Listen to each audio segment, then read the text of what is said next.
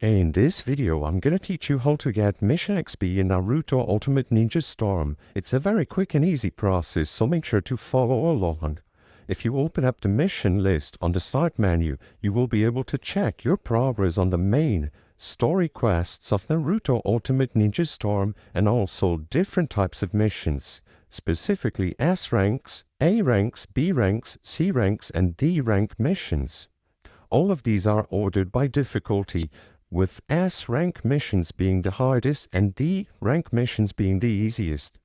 Every time you tap or click on any of the missions highlighted, you will be able to see what you need to do to fulfill the requirements of the mission, and as you can see, you will also be given a specific amount of XP. All that you have to do is open up the mission and see how many XP points you will acquire for completing it. Some main scenario quests might require a specific amount of XP, so if you can't progress the main story, all that you have to do is select any available quest and see what you need to do to fulfill the requirements.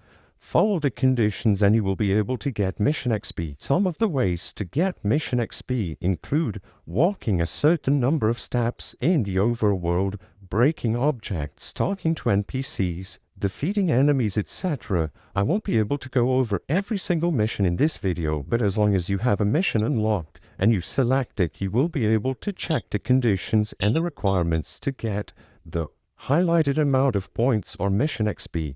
I hope I was able to help you on how to get Mission XP in Naruto Ultimate Ninja Storm. If this video helped you, please be sure to leave a like and subscribe for more quick and easy tips. Thank you for watching.